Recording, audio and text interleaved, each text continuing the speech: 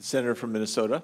Mr. President, I join in the wonderful words of my colleague from California, a true leader, someone who had served as the election official, the Secretary of State for the biggest state in our nation, knows how important it is to count the votes and to make sure we allow everyone to vote. And I come to the floor today to join him, to join Senator Leahy and other of our colleagues to honor the legacy of Congressman John Lewis and to continue his fight to make sure that every American can make their voice heard at the ballot box. As my colleagues have mentioned, it's been just over a year since John Lewis passed. I have always been in awe of him. This past week, I had the opportunity to reflect on his monumental contributions to our nation when the Senate Rules Committee held a field hearing on voting rights in his home state of Georgia at the National Center for Civil and Human Rights, a place that commemorates the civil rights movement. And today, as we celebrate his legacy, I'm reminded of his persistence, his resilience, and his faith that this country could be better if only we put in the work. It was his faith in our country that led him to Selma, Alabama, where he helped lead 600 marchers across the Edmund Pettus Bridge on that dark day that became known as Bloody Sunday.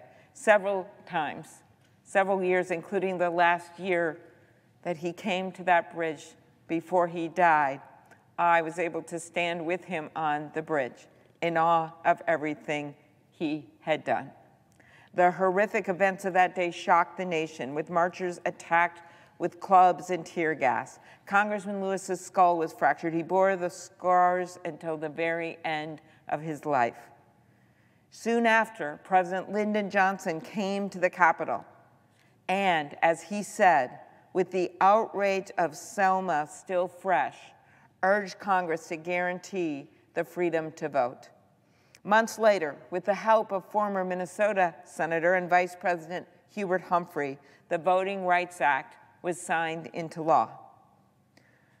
One of the times I visited was, in fact, the 48th year anniversary of that march. That weekend, after 48 years, the police chief of Montgomery handed his badge to Congressman Lewis and apologized for not protecting him and the other freedom marchers.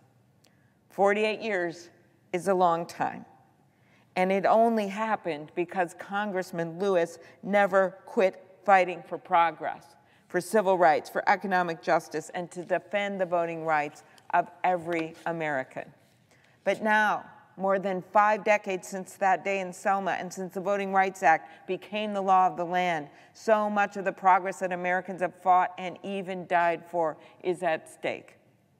Throughout our country's 245-year history, we've had to course correct and take action to ensure that our democracy, for the people, by the people, actually lives up to its ideals. We all had that moment, that night after the insurrection, when this chamber of which we're standing in was taken over by those who did not believe in our election processes, in our democracy. And we not only came back to this chamber that night, but 2 weeks later we stood under a beautiful blue sky and declared, Democrats or Republicans or independents, that we stood with our democracy. And as I said that day, that was the day where our democracy stood up, brushed itself off, and that we went forward as one nation under God, indivisible, with life and liberty for all.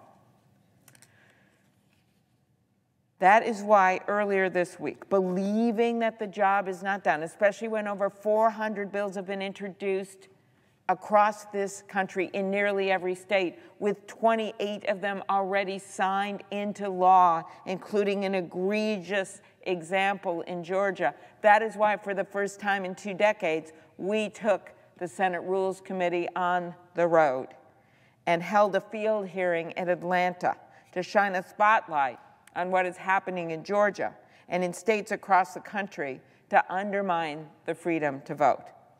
We heard from state legislators, a former election official who had lost her job after a change in law meant that local election officials were taken away from their posts. And we heard from a voter, a veteran, who had stood in line for hours and hours just to cast his vote. And when I asked him when he signed up for the Air Force, was there a waiting line? He said no. Well, there shouldn't be a waiting line to vote in the United States of America.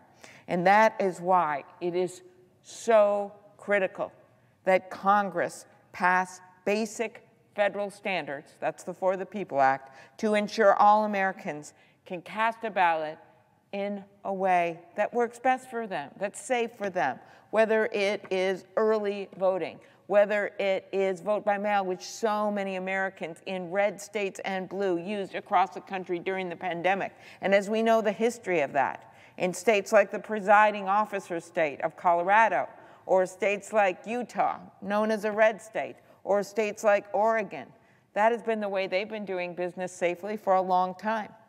And many of us, for the first time, voted in that way. But there are other ways as well, with drop-off ballot boxes. Some people have not registered way early because maybe they moved to a state, as we know happens in the United States. Or maybe they are a young person at college. Or maybe they forgot to register and they have to catch up and do it. None of those reasons, those simple reasons that could happen to anyone in their everyday life, should be reasons to ban people from voting. And that's why these basic federal standards are so important. When we were in Georgia, we heard from Helen Butler, who I mentioned, a former local election official from rural Morgan County, who pointed out that it was only after black voters increased their vote by mail numbers in the 2020 election that the Georgia legislature imposed new restrictions on mail-in ballots after all those years. Georgia State Senator Sally Harrell also testified about how the bill was rushed through, this restrictive voting bill, through the Georgia legislature without meaningful debate. We heard about the provisions of the bill that basically say that nonpartisan, that's already required and that's correct, nonpartisan volunteers can't even give voters water when they stand in line, despite the fact that there were voters that we heard from the day before that with Senator Merkley and Stacey Abrams, that those voters stood in line for 3 hours, for 4 hours, for 7 hours. We heard about the runoff changes. The runoff used to be 9 weeks in Georgia. It was reduced to 28 days. And during the runoff period, you can't vote under the new law on Saturdays and Sundays. You can vote that way during the general election. All of this is done in the words of North Carolina, one of their judges many years ago in a decision, who said, this law discriminates with surgical precision, literally going through ways that people voted, literally noticing that 70,000 new voters registered during the runoff and then banning that because you have to register now 29 days ahead when the time for the runoff is 28 days. How obvious can you get? Where you live and what your zip code is should not dictate whether or not you can vote for president or US Senate or Congress or governor or any election. We owe it to the people of this country and to those across the country who stood in lines for hours in order to cast a ballot to take action and protect the fundamental right to vote. I know a little bit about this because my state, Minnesota, nearly every single election has the highest voter turnout in the country. And guess what? We have elected Republican governors with those rules that allow for more people to vote and the highest voter turnout. We have elected Democratic governors, and we have elected Jesse Ventura. What I have noticed is not who wins, given that we're one of the only state in the country that has one state house that's Republican, one state house that's Democratic, given that our congressional delegation in the House is split evenly, changed over time. It's not really who wins, it's how people feel about elections. They are part of the franchise we call democracy.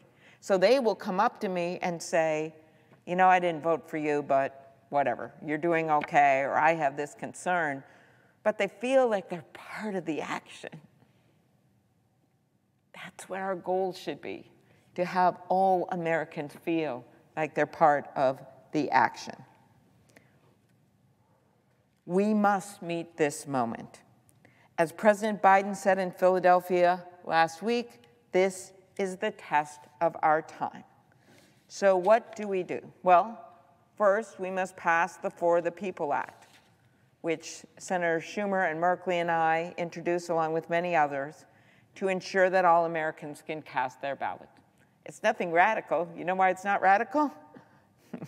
It is firmly based in the Constitution. The basic voting rights, the Constitution literally says that Congress can make or alter the rules and the manner in which federal elections occur.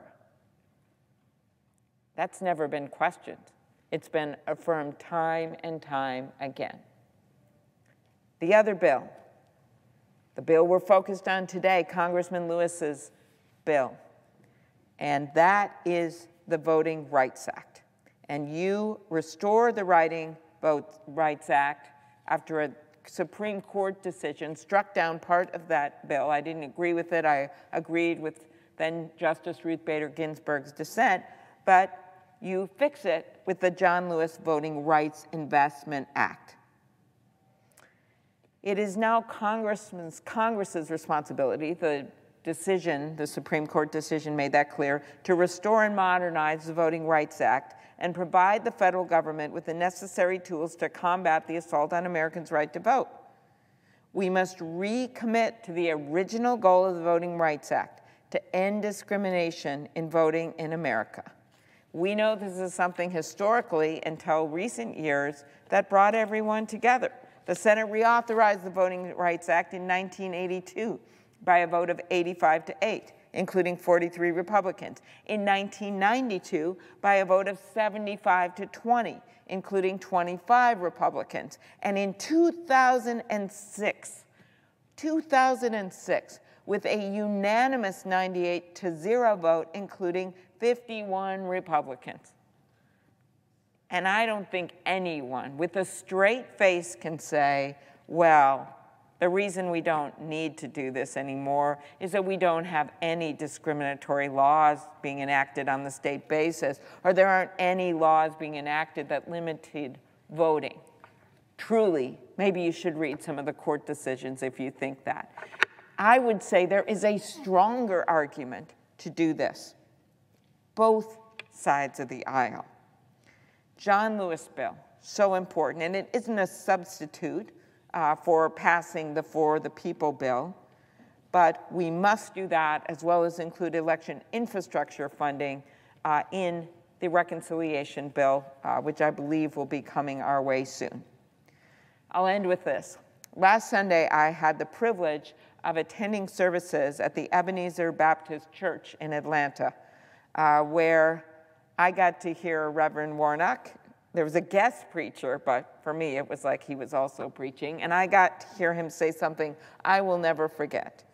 He said this: a vote is a prayer. A vote is a prayer. It's a prayer for a better world. It's a prayer for your kids' education, a prayer that you're finally going to be able to do something about the world's environment. So during the last election, we saw an unprecedented number of people go to the polls to do just that. Not every one of their candidates won, but they believed enough in our democracy in the middle of a public health crisis that they went and cast their vote. In Congressman John Lewis's words, the right to vote is precious and almost sacred, and one of the most important blessings of our democracy. Today, we must be vigilant in protecting that blessing. Thank you, Mr. President. I yield the floor. President.